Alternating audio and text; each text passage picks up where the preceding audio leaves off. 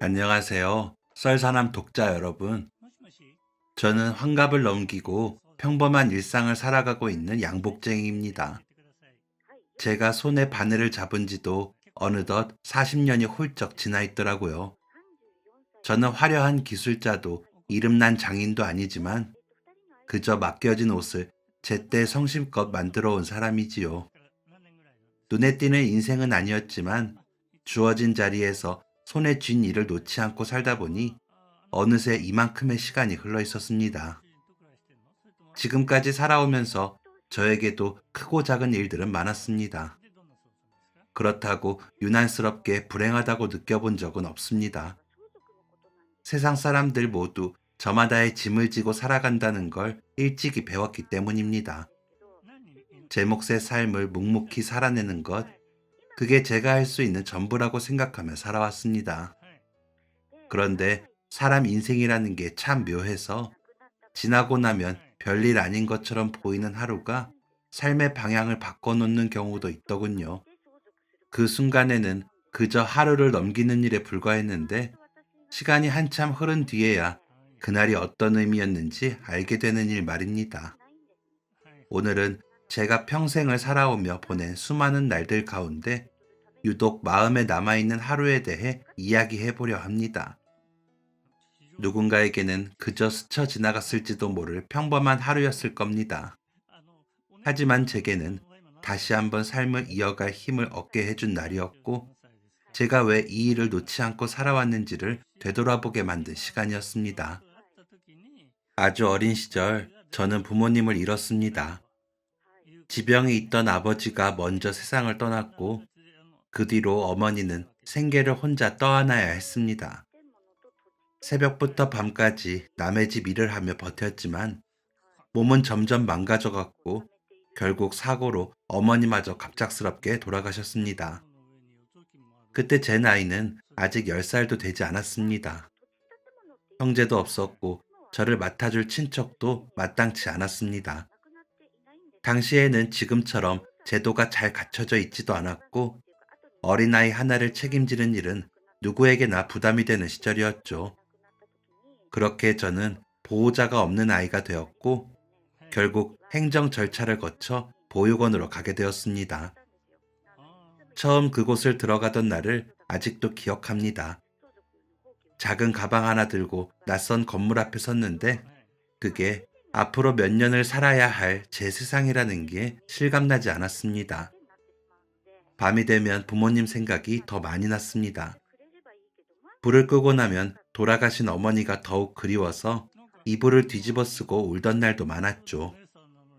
소리라도 나면 창피할 것 같아서 입을 꼭 틀어막고 울었습니다. 그래도 다행인 건 그 보육원의 원장님이 참 자상한 분이었다는 겁니다. 아이들 하나하나 이름을 불러주셨고 말수가 적은 아이가 있으면 괜히 한 번 더 불러세워 안부를 물어보던 분이었습니다.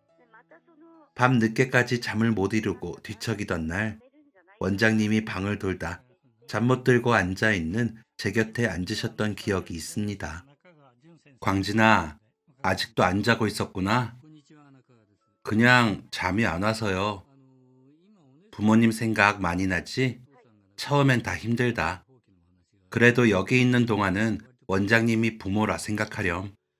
혼자라고 외로워하지 말고 말이다. 저는 보육원에서 국민학교 중학교를 다녔고 아이들끼리는 자연스럽게 서로를 형제처럼 여기며 지냈습니다. 누가 아프면 돌아가며 물수건을 갈아줬고 새 옷이 나오면 서로 먼저 입으라고 밀었습니다. 부족한 환경이었지만 그 안에서만큼은 나름의 질서와 정이 있었습니다. 하지만 시간이 지나면서 보육원의 사정은 점점 어려워졌습니다. 후원은 줄어들고 운영비는 늘어났습니다. 결국 제가 17살이 되던 해 보육원은 문을 닫게 되었습니다. 아이들은 나이와 각자의 상황에 따라 다른 시설로 흩어졌고 저 역시도 짐을 싸서 또 다른 곳으로 옮겨야 했죠. 이미 몇 번의 이별을 겪었지만 그날은 유난히 마음이 허전했습니다. 정든 사람들과 아무 약속도 없이 헤어져야 했으니까요. 그리고 몇 년 뒤 저는 보호시설에서도 나와야 할 나이가 되었습니다. 정해진 나이가 되면 더 이상 머물 수 없다는 건 그곳에 있던 아이들 모두가 알고 있는 사실이었습니다. 준비가 되었든 아니든 말입니다. 남들처럼 차근차근 사회로 나갈 준비를 할 수 있는 여유 같은 건 없었습니다. 그냥 나가야 했고 나가서 살아내야 했습니다. 그때 저는 가진 것도 배운 것도 거의 없었습니다. 하지만 한 가지는 분명히 알고 있었어요. 이제부터는 누구도 제 삶을 대신 책임져 주지 않는다는 것, 그리고 앞으로 겪게 될 일들은 전부 제 몫이라는 사실을요. 보육원을 나온 뒤 저는 별다른 계획도 없이 서울로 올라왔습니다. 그땐 다들 그러했죠. 일자리는 서울에 있다. 사람 사는 데는 서울이 낫다. 그런 말만 믿고 무작정 올라오는 시절이었습니다. 손에 쥔 건 작은 가방 하나와 시설에서 모아준 얼마 안 되는 돈이 전부였고, 어디서부터 어떻게 살아야 할지는 전혀 알지 못했습니다. 처음엔 공사판을 기웃거려 보기도 하고, 시장 주변을 돌며 일자리를 물어보기도 했습니다. 하지만 아직 너무 어리다, 경험이 없다 라는 말만 돌아왔어요. 그러던 어느 날 일용직 사무소에서도 일을 못 구하고 공사판에서조차 허탕을 치고 발걸음을 돌리던 제게 또래의 남자가 말을 걸어왔습니다. 저기 일자리 못 구하셨죠? 저도 요 며칠 계속 나와봤는데도 힘도 못 쓰게 생겼다고 그냥 가라고 하더라고요. 이런 일 아무나 하는 게 아니라면서요. 나 참, 자기들은 뭐 처음부터 힘 잘 쓰고 일 잘했나? 그러게요. 이거 큰일입니다. 가진 돈은 떨어져 가는데 일자리도 없고, 이제 슬슬 월세방이라도 알아봐야 하는데 말입니다. 그쪽도요? 나도 그럽니다. 이거 듣자 하니 우리 처지가 비슷하네요. 나는 김명수라고 하는데 그쪽은 이름이 어떻게 돼요? 보아하니 내 또래 같은데. 나는 올해 20입니다. 이광진입니다. 저도 20입니다. 김명수라고 자신을 소개한 그 남자는 동갑인 걸 알고 반가워하더니 말을 놓으면서 한 가지 제안을 했습니다. 이렇게 만난 것도 인연인데 우리 같이 근처 가서 저녁이나 함께 하는 건 어때? 요즘 맨날 혼자만 밥을 먹어서 그런지 적적해서 그러는데. 그럴까? 그럼 이 근처에 국밥집 하나 있던데 거기 가보자고. 저는 그와 함께 공사장 근처를 오가며 봤던 국밥집으로 향했습니다. 거기서 밥을 먹으면서 대화를 나눴죠. 서로 어디서 왔는지, 어떻게 여기까지 오게 됐는지를 묻다 보니 처지가 비슷하다는 걸 금세 알게 됐죠. 그리고 거의 밥을 다 먹었을 때 명수는 말했습니다. 광진아, 너나 나나 돈도 없고 의지할 가족도 없는 형편인데 이렇게 된 거 그냥 월세방 하나 얻어서 같이 살아보는 건 어때? 나야 나쁠 건 없지. 그래, 그러면 같이 살아보자. 그럼 내일 다시 만나서 집을 알아보자. 명수와의 만남은 정말 우연이었지만 하루 벌어 하루 사는 처지가 비슷하다 보니 서로 통하는 구석이 있었습니다. 가족도 기댈 친척도 없는 형편이라는 점까지 닮아 있었죠. 혼자보다는 둘이 낫겠다는 생각에 서로 의지하며 살아보자는 말이 어렵지 않게 나왔습니다. 그렇게 저희 둘이 새들어 살게 된 곳은 서울 변두리의 오래된 단층 주택이었습니다. 집 한쪽 방을 월세로 내주는 형태였고 집주인 내외가 함께 살고 계셨습니다. 방은 크지 않았지만 몸 하나 누일 수 있는 공간이 있다는 것만으로도 그땐 충분했습니다. 무엇보다 집주인 두 분의 인상이 참 순해 보여서 마음이 조금 놓였던 기억이 납니다. 특히 주인 아저씨는 남자 둘이 산다고 하니 더 신경을 써주셨습니다. 이삿짐을 들여놓던 날 방을 한번 둘러보시더니 이런 말을 건네셨죠. 집이 좁아서 남자 둘이서 사는데 괜찮을지 모르겠네. 아닙니다. 좁긴요. 둘이 살기에는 충분합니다. 근데 아저씨 감사합니다. 복덕방에서 들었어요. 저희 사정 들으시고 주변 월세보다 조금 깎아주셨다고요. 젊은 사람들이 힘들게 산다는데 도와주면 좋지. 이 집에서 살던 사람들 다 잘 돼서 나갔어. 자네들도 여기서 좋은 소식만 들고 나가게 될 거야.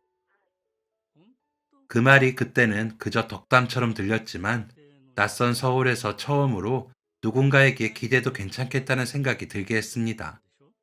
그날 이후로 저는 이 집을 단순한 월세방이 아니라 다시 살아볼 수 있는 출발점처럼 여기게 되었습니다.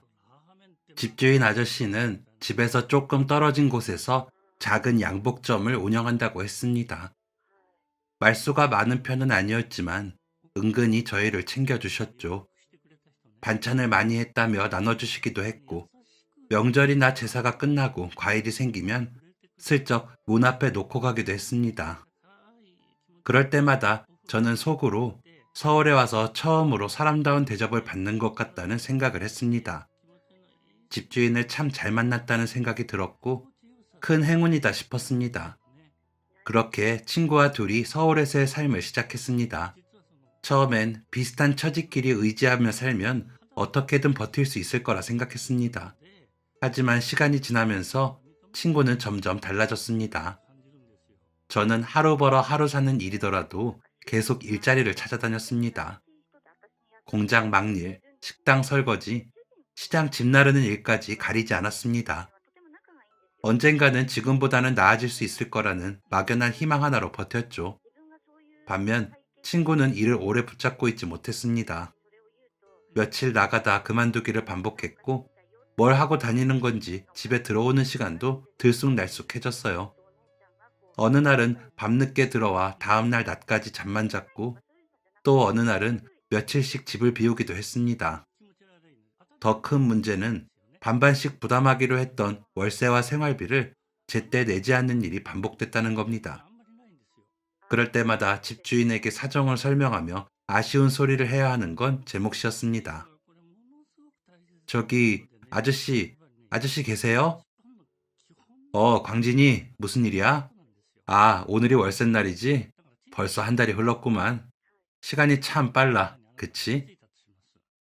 네, 월세를 드려야 하는 날이 맞는데, 정말 죄송하지만 며칠만 더 기다려 주실 수 있을까요? 아직 월급이 나오질 않아서요. 조금만 기다려 주시면 될 것 같은데. 그래? 알겠네. 월급이 안 나왔다면 어쩔 수 없지. 나도 어려웠을 때는 돈 내는 날이 제일 무서웠어. 그래도 너무 걱정 말어. 나야 뭐 조금 더 기다려주는 게 어려운 일은 아니니까. 사람이 살다 보면 이런 일도 있는 거야. 다행히 집주인 아저씨는 월세가 몇 번 밀리는 상황도 크게 나무라지 않으셨습니다. 어렵게 살고 있는 사정을 대충은 알고 계셨는지 한두 번은 그냥 넘어가 주셨습니다. 그럴 때마다 저는 더 죄송한 마음이 들었고, 어떻게든 빨리 자리를 잡아야겠다고 다짐했죠. 하지만 같이 살던 친구의 모습은 점점 더 변해갔습니다. 밤늦게 술에 취해 들어오는 날이 잦아졌고, 며칠씩 아예 집에 들어오지 않는 일도 생겼습니다. 월세 날이 다가와도 나몰라라였습니다. 명수야, 월세랑 생활비 반반 내기로 했으면서 왜 안 주는 거야? 맨날 준다 준다 해놓고 안 준 게 벌써 몇 번째인지 알아? 지금까지 다 내가 해결한 거 알지? 아, 그깟 돈 얼마나 한다고 그러냐? 내가 안 준다는 것도 아니고 며칠만 있다가 준다니까. 처음 몇 번은 친구를 쉽게 몰아붙일 수가 없었습니다. 저와 비슷한 처지로 시설을 나와 의지할 곳 없이 살고 있다는 걸 알았기 때문입니다. 하지만 저 역시 일용직을 전전하며 하루 벌어 하루를 사는 형편이었습니다. 공사장에서 막일을 하거나 새벽 시장에서 집 나르는 일을 하며 번 돈으로 겨우 밥을 먹고 월세를 보태는 상황이었죠. 더 이상 혼자서 모든 걸 감당하는 게 버겁다는 생각이 들었습니다. 그래서 어느 날 늦은 밤에 들어온 친구에게 처음으로 제대로 말을 꺼냈습니다. 명수야, 진짜 나도 더 이상 이렇게는 못 살겠다. 너 대체 요즘 뭐 하고 다니는 거야? 돈은 벌고 있는 거냐? 너 나랑 같이 살자고 한 것도 처음부터 이럴 작정이었어? 야, 이광진, 너 무슨 말을 그렇게 하냐? 월세랑 생활비? 내가 곧 크게 한 방 터질 일이 있으니까 걱정 마. 그거 터지면 그 돈 다 해결해 줄게. 됐냐? 뭐, 한 방? 그게 대체 무슨 소리야? 명수 너 요즘 진짜 뭐하고 다니는데 그래? 한방 터진다는 사람 치고 잘 되는 사람 못 봤다. 김명수, 너 정신 차려. 야, 광진아, 그러지 말고 내 말 들어봐봐. 너나 나나 도와줄 사람도 없고 밑바닥 인생이야. 여기서 빠져나갈 방법이 없다고. 그러니까 광진아, 그러지 말고 너 나한테 투자 안 할래? 투자만 하면 내가 5배, 아니 10배는 불려줄게. 어? 그렇게 말하는 친구의 말투와 눈빛을 보면서 어렴풋이 알 것 같았습니다. 친구가 도박판에 발을 들였다는 걸요. 제가 말도 안 되는 소리 하지 말라며 언성을 높이자 친구는 더 크게 맞받아쳤습니다. 결국 말다툼 끝에 친구는 짐도 제대로 챙기지 않은 채 집을 나가버렸어요. 그리고 그날 이후로 며칠이 지나도 돌아오지 않았습니다. 처음 며칠은 걱정이 됐지만 한편으로는 이제 혼자서라도 살아야겠다고 마음을 먹었습니다. 적어도 이렇게 불안한 동거는 끝내는 게 맞다고 생각했죠. 그런데 며칠 뒤 일을 마치고 집에 돌아왔을 때 저는 깜짝 놀라고 말았습니다.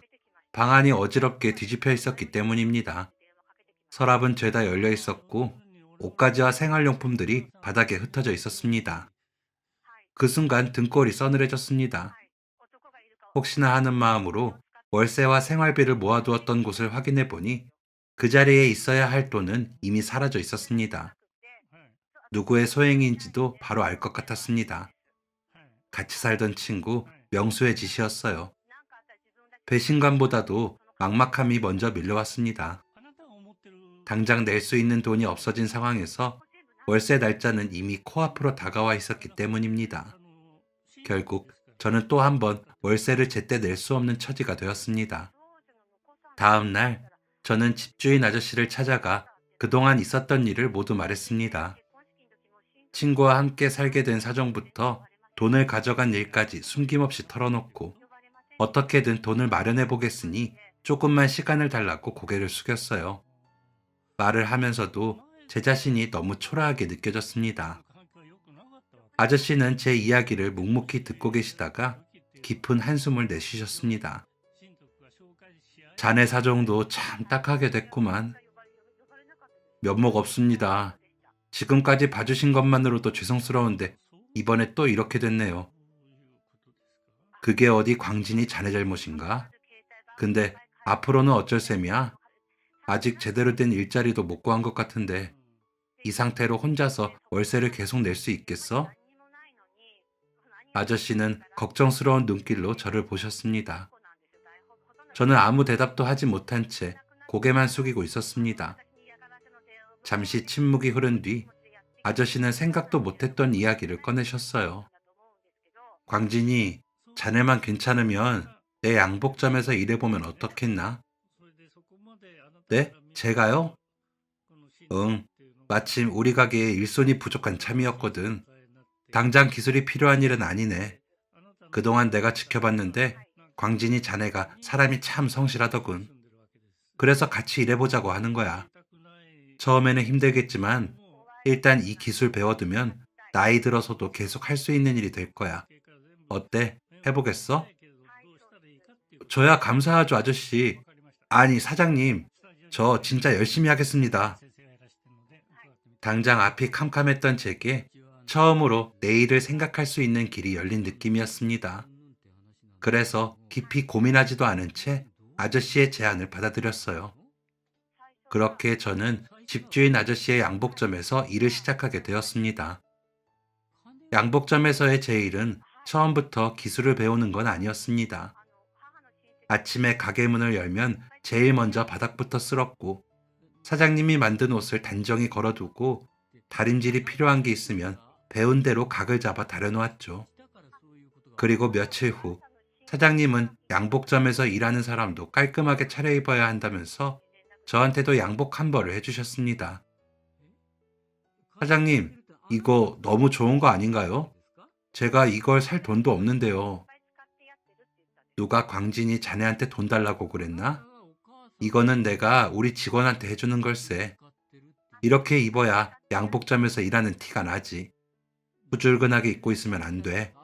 손님들한테도 예의가 아니야. 아, 제가 생각이 짧았어요, 사장님. 그러면 잘 입겠습니다. 일도 열심히 할게요. 감사합니다.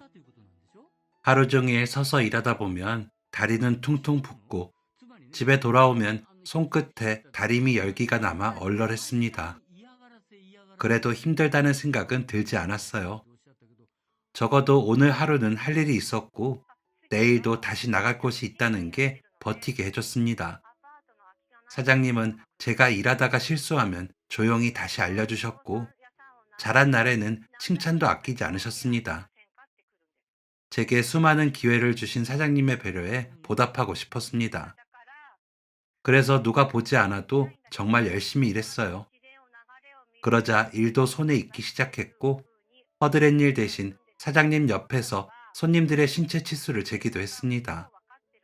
그러던 어느 날이었습니다. 제가 다림질을 마친 바지에 실밥을 정리하고 있는데 사장님이 제 손을 한참 동안 가만히 바라보고 있더라고요. 사장님, 왜 그러세요? 제가 뭐 실수라도 했을까요? 아, 아니야. 그런 게 아니라 내가 예전부터 생각했던 건데 광진이 자네 손이 참 야무지게 생겼더라고. 그런가요? 저는 잘 모르겠는데 재주 있게 생긴 손이야. 그래서 내가 가르쳐 주는 것도 금방 배우는 거야. 다른 사람은 이렇게 금방 못 배워. 내일부터는 내가 본격적으로 양복 짓는 법을 가르쳐 줘도 될 것 같아. 광진이 자네 할 수 있겠지? 네? 정말요? 당연하죠. 사장님, 감사합니다. 그날 이후로 제 일은 조금씩 달라졌습니다. 바닥을 쓸고 다림질을 하던 틈틈이 사장님은 단추 떨어진 옷을 가져다 주며 달아보라고 했고 간단한 바지 수선도 맡기기 시작했습니다. 저 역시도 퇴근 시간 이후에도 늦게까지 남아 사장님이 가르쳐 주신 걸 연습했습니다. 남겨둔 천조각으로 바느질을 해보곤 했죠. 몇 해가 지나자 사장님은 제게 아예 양복 한 벌을 맡기기 시작했어요. 소매를 달고 바지를 완성하고 나중에는 손님 체형에 맞춰 옷을 고치는 일까지 하게 됐습니다. 광진이 자네 정말 많이 늘었구만. 이제 내가 가르쳐 줄 것도 없을 정도로 말이야. 다 사장님 덕분입니다. 그리고 저 아직 배워야 할 것도 많고요. 더 가르쳐 주시면 열심히 배우겠습니다. 아니야. 내가 언제 빈말하는 거 봤나? 독립해도 될 정도야.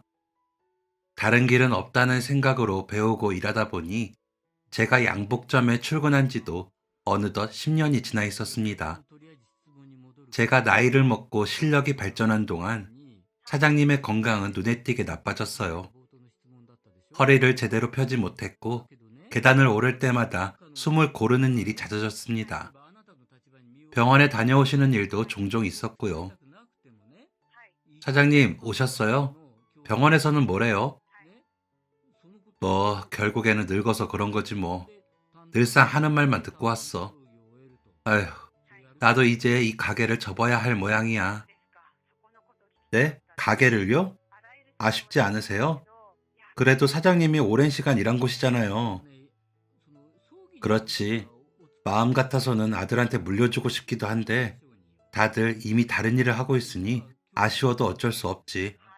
그놈들은 원래부터 이 일에는 관심도 없었거든. 누가 요즘 이런 일을 하려고 하겠어? 안 그래? 그 말을 듣고 며칠을 고민했습니다.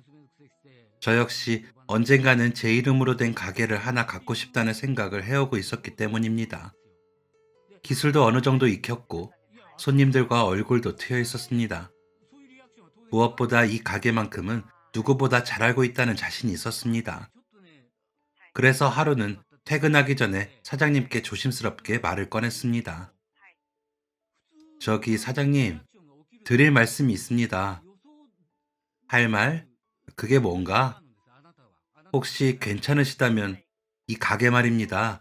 제가 한번 해보고 싶습니다. 사장님은 예상하지 못했다는 듯 놀라시긴 했지만 곧 기쁜 표정으로 말했습니다. 광진이 네가 이 가게를 맡아준다면야 나야 좋지.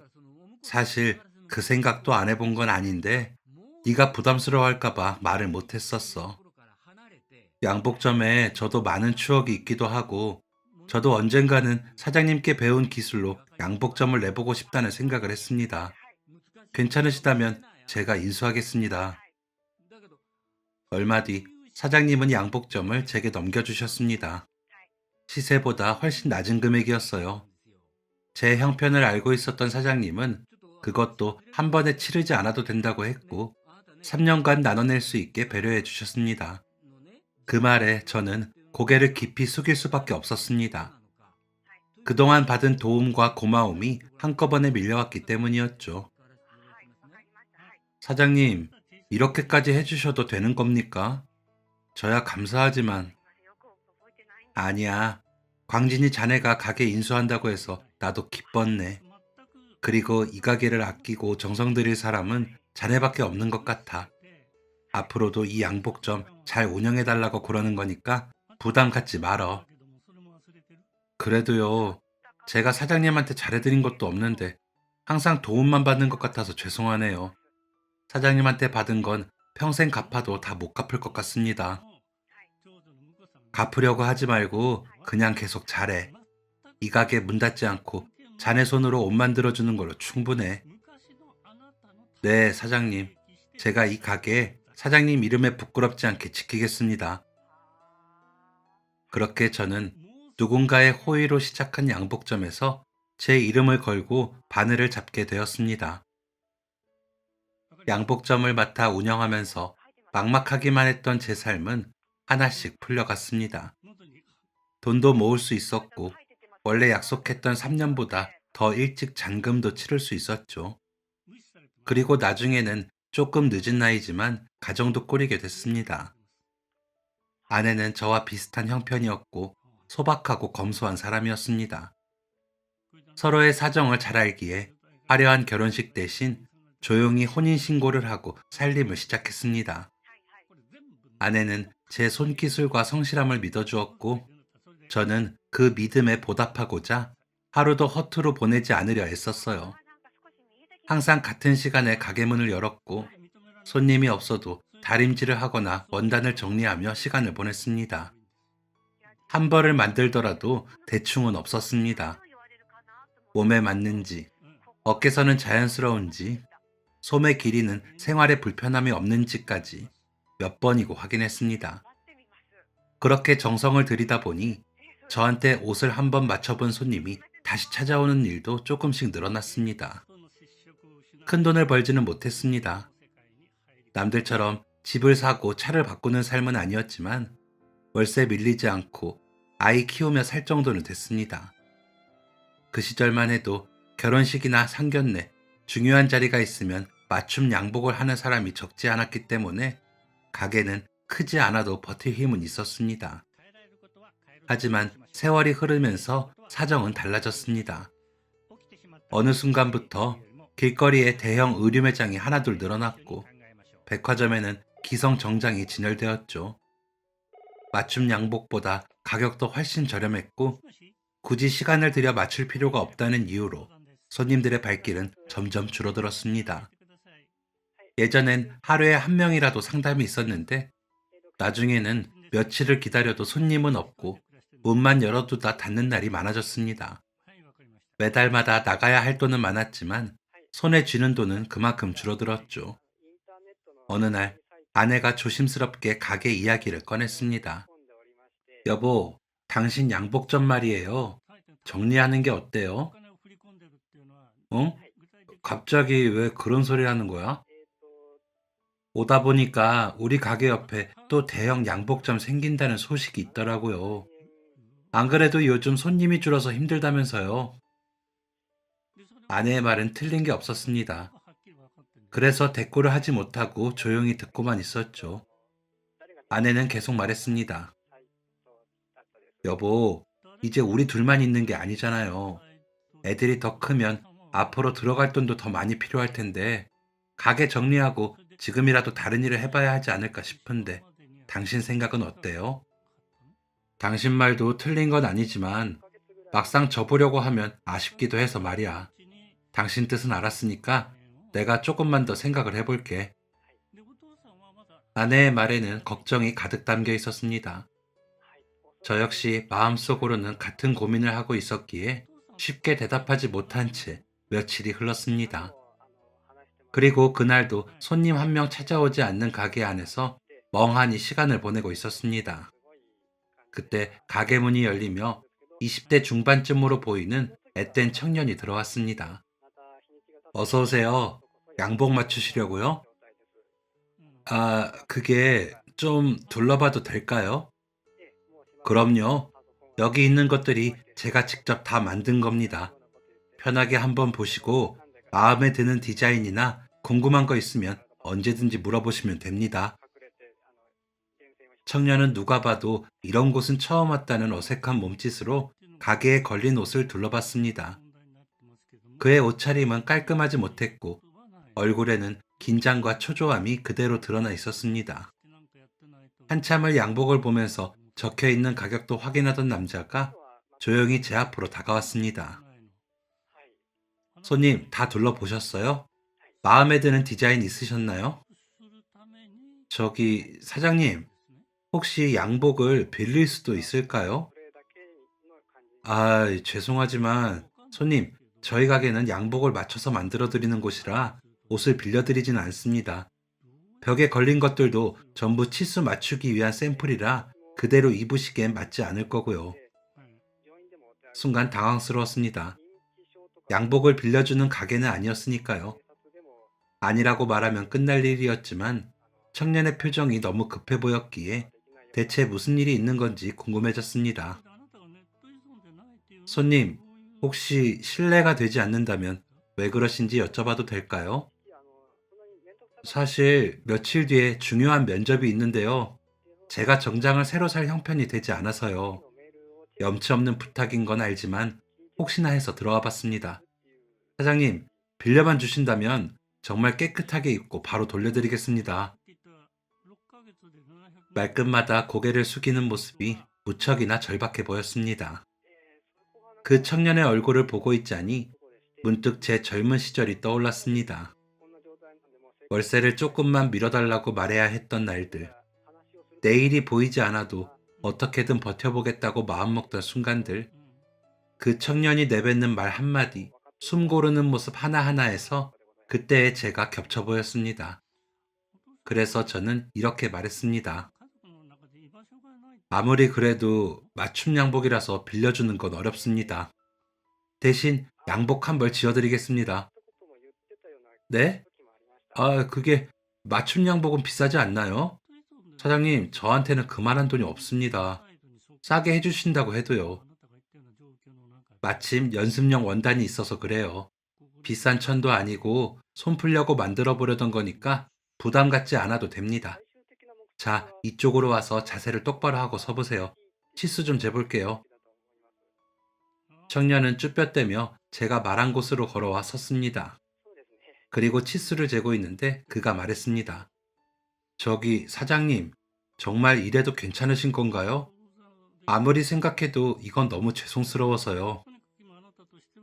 사실 저도 손님처럼 어렸을 때 많이 힘들었습니다. 도와줄 사람이 한 명도 없었죠. 그때 저한테 아무런 조건 없이 배려도 해주고 이 기술도 알려주신 분이 있었어요. 손님을 보고 그때 제 모습이 떠올랐습니다. 그러니까 정말 부담 갖지 않으셔도 됩니다. 청년은 몇 번이고 감사 인사를 한 뒤 가게를 나섰습니다. 저도 오랜만에 양복을 지으며 마음이 따뜻해짐을 느꼈습니다. 그 청년의 몸에 맞게 가봉을 하면서 평소보다 더 신경을 썼죠. 어깨선이 처지지 않게, 허리가 너무 딱 붙지 않게, 입었을 때 자연스럽게 자세가 고다 보이도록 한 땀 한 땀 손을 봤습니다. 예전에 제게 손을 내밀어준 집주인 사장님이 그랬던 것처럼 저도 누군가에게 단 한 번의 기회를 만들어주고 싶다는 생각이 들었습니다. 며칠 뒤 완성된 양복을 입어본 청년은 거울 앞에서 한참을 말없이 서 있었습니다. 저는 그의 옆으로 가 양복을 정리해주며 물었습니다. 자, 어때요? 불편한 곳은 없으세요? 네, 없습니다. 이렇게 좋은 양복은 난생 처음 입어봅니다. 사장님, 정말 감사합니다. 아닙니다. 저도 오랜만에 옷을 지을 수 있어서 기분이 좋았습니다. 사실 요즘 들어 양복을 맞추러 오는 손님들도 없었는데 손님 덕분에 옷 만들면서 기뻤습니다. 중요한 자리인 것 같으니 꼭 좋은 결과 있기 바랍니다. 청년은 몇 번이나 고맙다는 인사를 한 뒤 가게를 나섰습니다. 그의 뒷모습을 보면서 어떤 일이 있는지 자세히는 몰라도 제가 만든 옷이 그의 앞길에 조금이나마 도움이 되길 바랬습니다. 그 일이 있고 난 뒤 저는 평범한 일상을 이어갔습니다. 제가 이 양복점을 지킨 지도 어느덧 40해가 되어가고 있었죠. 돌이켜보면 단 한순간도 쉽지 않았지만 그래도 그동안은 어떻게든 버텨왔습니다. 경기가 안 좋을 때도 있었고 손님이 뜸한 날도 많았지만 하루 이틀 쉬지 않고 문을 열었습니다. 막상 그만두려니 제 젊은 날의 추억과 흔적이 묻어있는 곳이라 그런지 가게를 정리한다는 게 쉽지가 않았죠. 그래서 힘들어도 양복점 문을 열었던 거였는데 그 무렵부터 상황이 더욱 심각해졌습니다. 아침에 가게 문을 열고 하루 종일 앉아 있어도 문고리 한 번 움직이지 않는 날이 잦아졌습니다. 한 달에 양복을 한 벌 맞출까 말까 했고 그마저도 단골 손님이 대부분이었습니다. 새 손님은 거의 없었고 가끔 들어오는 사람들도 가격만 물어보고 돌아가기 일쑤였습니다. 제 몸도 예전 같지 않았어요.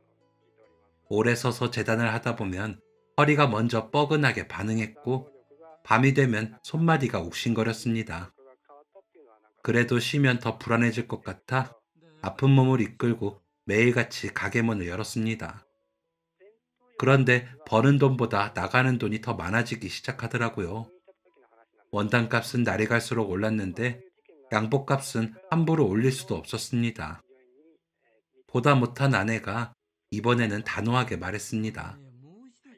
당신 양복 만든 지도 벌써 40년이에요. 이 정도면 정말 할 만큼 했어요. 당신한테 이 가게가 얼마나 소중한지도 쉽게 손 놓기 어렵다는 것도 다 알아요. 하지만 이제는 우리도 노후를 생각해야죠. 안 그래요? 당신도 다 느끼고 있잖아요. 이대로 계속 가게를 붙잡고 있는 게 능사는 아닌 것 같아요. 갈수록 빚만 쌓일 거라고요. 그래, 당신 말이 맞지. 나도 요즘은 하루 종일 서 있는 것도 버겁고 손도 예전 같지 않더라. 솔직히 말하면 계속 이러다간 빚만 더 늘어날 것 같다는 생각도 들고 정든 가게라서 자꾸 미련이 남았던 거지. 이제는 정말 정리를 생각해 봐야 할 때인 것 같아. 아내 말이 틀린 건 아니었기에 저는 더 할 말이 없었습니다. 결국 마음을 정하고 양복점을 내놓기로 했습니다. 부동산에 들러 매물로 등록을 하고 출입문에도 가게를 내놓는다는 종이 한 장을 붙였습니다. 그걸 붙이던 순간 손이 한참 떨렸죠. 아쉬웠지만 이제는 놓아주어야 할 때가 왔다는 생각이 들었습니다. 하지만 그럼에도 불구하고 가게를 사겠다는 사람은 선뜻 나타나지 않았어요. 몇 명이 둘러보러 오긴 했지만 계약까지 이어지진 않았고 그렇게 며칠이 지났습니다. 여느 때처럼 가게 안은 조용했고 저는 이 일을 시작할 때부터 가지고 있던 재봉틀 옆에 앉아 괜히 먼지만 털고 있었습니다. 그런데 그때 오랜만에 문 여는 소리가 났습니다. 고개를 들자 말끔한 정장을 차려입은 한 남자가 서 있었습니다. 그 남자는 한눈에 봐도 평범해 보이는 손님은 아니었습니다. 몸에 딱 맞게 떨어지는 고급 정장을 입고 있었고 구두도 잘 닦여 있었죠. 딱 봐도 작은 동네에 있는 제 가게에서 옷을 맞추는 사람처럼 보이진 않았어요. 남자는 대뜸 제게 이렇게 말했습니다. 사장님, 저 알아보시겠어요? 네? 누구신지? 10여 년 전 양복 대여도 되냐고 했더니 사장님께서 공짜로 양복 한 벌 지어주셨잖아요. 접니다, 저. 그는 그렇게 말하면서 싱긋 웃었습니다. 순간 저는 말문이 막혔습니다. 그 얼굴을 보자 기억 속 한 장면이 갑자기 또렷하게 떠올랐어요. 그의 얼굴에서 십수년 전 허름한 옷차림으로 가게에 들어와 양복을 빌릴 수 있냐고 물었던 그 청년의 얼굴이 겹쳤기 때문입니다. 제가 놀라서 아무 말도 못하고 서 있자 그가 먼저 제 손을 덥석 잡았습니다. 그리곤 다소 떨리는 목소리로 말을 이었습니다. 사장님, 그동안 잘 지내셨어요? 제가 너무 늦게 왔죠? 정말 죄송합니다. 진작 찾아뵀어야 했는데 사는 게 바쁘다는 이유로 이제야 왔습니다. 아, 생각났습니다. 세상에, 그쪽이 그때 그 청년이라니. 중요한 일이 있다고 하더니 일은 잘 풀린 겁니까? 그는 말을 잇지 못하고 잠시 고개를 숙였습니다. 눈가가 붉어져 있었고 애써 참으려던 감정이 그대로 드러나 보였습니다. 남자는 천천히 숨을 고른 뒤 그날의 이야기를 꺼냈습니다. 십수년 전 제가 지어준 그 양복을 입고 면접장에 들어갔던 날 말입니다. 그의 이름은 박영준이었고 저처럼 보육원에서 자랐다고 했습니다. 어릴 때 잠시 방황을 했던 터라 학교도 졸업하지 못해 검정고시로 고등학교를 마치고 어렵게 대학에 들어갔다고 했죠. 그 뒤 그는 정신을 차렸다고 했습니다. 그리고 머리가 좋았는지 대학교는 장학금을 받으며 다녔다고 하더라고요. 졸업 후에는 학교에서 알게 된 친구와 함께 창업을 준비했지만 그 친구가 준비 자금을 들고 사라져버렸다고 했습니다. 박영준 씨가 충격이 컸겠군요. 저도 비슷한 경험을 한 적이 있어서 공감이 가네요. 그래서 어떻게 됐습니까? 창업 자금은 투자받은 것도 있고 빌린 것도 있었습니다. 하루아침에 생긴 빚을 갚기 위해서 저는 닥치는 대로 일을 하며 살았어요. 하지만 계속해서 그렇게 살 수는 없더라고요. 그래서 낮에는 현장에서 일하고 밤에는 아이디어를 정리해 투자 제안서를 쓰면서 여기저기 문을 두드렸습니다. 그러다가 정말 어렵게 한 회사에서 미팅 제안이 왔는데 막상 그 자리에 입고 나갈 옷이 없는 겁니다. 그러면 그때 그래서 저희 가게에 들어왔던 건가요? 네, 그때는 진짜 그게 마지막 기회 같았습니다. 절대 놓치고 싶지 않았어요. 그래서 염치불구하고 사장님 가게에 들어왔던 거예요. 박영준 씨는 그날 제 가게 문을 열던 순간을 아직도 생생하게 기억한다고 했습니다. 아무 대가도 바라지 않고 양복을 지어주겠다고 했던 제 말, 몸에 맞게 치수를 재며 자세를 바로 세워주던 손길, 그리고 좋은 소식 있길 바란다며 웃으며 말하던 제 얼굴까지 말이죠. 그날 제가 지어준 양복을 입고 미팅 자리에 나간 그는 옷 덕분인지 이상하게도 어깨가 펴지고 말에 힘이 실리더랍니다. 자신이 준비해온 이야기를 처음으로 떨지 않고 끝까지 해낼 수 있었고 결국 투자를 받게 되었다고 했습니다. 그렇게 시작한 사업이 조금씩 자리를 잡았고 지금은 여러 직원을 거느린 벤처기업의 대표가 되어 있었죠. 사장님이 그때 양복을 안 해주셨다면 저는 지금 여기 없었을 겁니다. 아닙니다. 박영주 씨가 열심히 살아온 덕에 그 노력이 결실을 맺은 거죠. 제가 한 일이라고는 비싸지도 않은 연습용 원단 하나 꺼내서 평소처럼 바느질을 한 것뿐이었는데 누군가의 인생에서 그렇게 큰 의미가 될 줄은 정말 몰랐습니다. 하지만 박영준 씨는 자신이 성공한 덕을 제게 돌리면서 그날 받은 도움을 꼭 갚고 싶다고 했습니다. 사장님, 아까 들어오면서 가게를 처분한다고 붙여둔 걸 봤습니다. 이 양복점을 정리할 생각이십니까? 아, 보셨구나. 사실 영준 씨가 저희 가게에 들어왔던 그때도 가게 사정이 어렵긴 했습니다. 그래도 제가 젊음을 다 바친 곳이기도 하고 하루아침에 가게를 접는 것도 쉽지 않아서 어떻게든 지금까지 끌고 왔는데 이제는 더는 버틸 수가 없어서요. 무엇보다 맞춤 정장을 입는 사람들도 줄어들었고요. 그는 제 말을 듣고는 잠시 아무 말이 없었습니다. 뭔가를 생각하는 듯 하더니 이내 입을 열었죠. 저기 사장님, 제가 이 가게를 인수하면 어떨까요? 네? 박영준 씨가요? 아니, 왜요? 오늘 이렇게 가게를 찾아온 것도 사장님께 받은 그날의 은혜를 보답하고 싶었기 때문입니다. 제가 뭔가 도움이 될 수 있다면 그게 뭐가 됐든 해드리고 싶습니다. 저한테 가게를 파시면 시세보다 훨씬 잘 쳐드리겠습니다. 그가 말한 금액은 생각했던 것보다 훨씬 많았고, 순간 마음이 흔들리기도 했습니다. 솔직히 말하면 그 돈이면 양복점을 하면서 생긴 빚을 갚고도 남을 정도였으니까요. 하지만 그건 아주 잠깐이었습니다. 제가 만든 양복 하나가 누군가에게 다시 일어설 힘이 되었다는 사실, 그리고 그 사람이 이렇게 고맙다고 다시 찾아와 주었다는 사실만으로도 저는 이미 충분히 보답을 받은 기분이었습니다. 그래서 그에게 말했습니다. 영주 씨가 그렇게 말해준 건 고맙습니다. 하지만 그 제안은 거절하겠습니다. 10년도 더 된 일입니다. 이렇게 잊지 않고 찾아와서 고맙다고 해주신 것만으로도 충분합니다. 사장님, 그러지 말고 한 번 더 생각해 보시는 게 어떨까요? 제가 꼭 도움이 되고 싶어서 그럽니다. 아닙니다. 정말 괜찮습니다.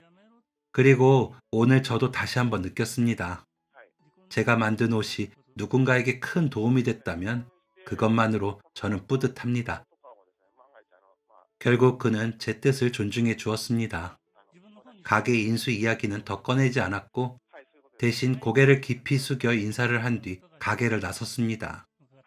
그가 떠난 뒤 가게 안은 다시 예전처럼 조용해졌고 저는 천천히 가게를 둘러보았습니다. 벽에 걸린 양복들, 손때가 잔뜩 묻은 가위와 줄자, 바늘통까지 이 작은 공간에서 보낸 시간이 어느새 제 인생의 대부분이 되어 있더군요. 그걸 보니 이런 생각이 들었습니다. 제가 평생을 바쳐 만든 옷 한 벌이 누군가에게는 다시 일어설 수 있는 힘이 되었고 인생의 방향을 바꾸는 계기가 되었다면 그걸로 충분하지 않겠느냐고요. 돈이 되지 않아도 세상이 변해도 제 손으로 만든 옷이 누군가의 등을 조금이라도 떠밀어 줄 수 있었다면 말입니다. 그래서 마음을 정했습니다. 체력이 허락하고 손이 아직 움직일 수 있을 때까지는 이 가게를 조금 더 지켜보자고요. 크게 벌지 못해도 괜찮고 예전처럼 북적이지 않아도 상관없었습니다. 제가 할 수 있는 만큼 할 수 있는 방식으로 오늘도 내일도 정성을 다해 양복을 만들어 보자고 그렇게 스스로에게 말했습니다. 그날 그 다짐을 아내에게도 말했습니다. 아내는 처음에는 걱정했지만 고맙게도 제 뜻을 따라 주었어요. 그런데 며칠 뒤 박영준 씨가 다시 한번 가게를 찾아왔습니다. 그리고 이렇게 말했습니다. 사장님, 여기부터 저기까지 걸려있는 양복 전부 제가 사겠습니다. 네? 전부요? 아니, 그것보다 이걸 다 사서 어쩌시려고요? 그날 회사로 돌아가서 어떻게 하면 사장님께 도움이 될지 생각했습니다. 그러다 문득 한 가지 방법이 떠올랐죠. 저처럼 양복이 꼭 필요하지만 형편이 어렵거나 비싸서 선뜻 사지 못하는 사람들에게 양복을 나눠주는 일을 하면 되겠다는 생각이 들었습니다. 그러면 사장님은 수입이 꾸준히 생겨서 가게를 지키실 수 있고 저도 누군가를 도울 수 있어 좋지 않겠습니까? 그는 혹시나 제 마음이 불편해질까봐 말하는 내내 제 얼굴을 살폈습니다. 이미 성공한 사업가가 되었는데도 상대의 입장을 먼저 생각하는 사람이란 게 느껴지더군요. 듣고 보니 참 영리하면서도 따뜻한 방법이었습니다. 누군가는 도움을 받는다는 이유로 고개를 숙이지 않아도 되고, 누군가는 베푼다는 마음에 괜히 생색을 낼 필요도 없는 방식이었으니까요. 무엇보다 그 제안에는 이 가게가 문을 닫지 않기를 바라는 마음과 제가 평생 붙잡고 살아온 이 손기술이 여기서 끊기지 않기를 바라는 진심이 담겨 있었습니다. 성공한 사업가가 된 10여 년 전의 그 청년은 제 양복점을 인수하는 대신 제가 만든 양복을 정기적으로 사기 시작했습니다. 석 달에 한 번씩은 꼭 가게에 들러 제가 만들어둔 양복을 모두 사갔고 자신의 회사 직원들 양복도 전부 제 가게에서 맞춰 입게 했습니다. 그리고 저 역시 다시 바늘을 잡는 손에 힘이 들어가기 시작했습니다.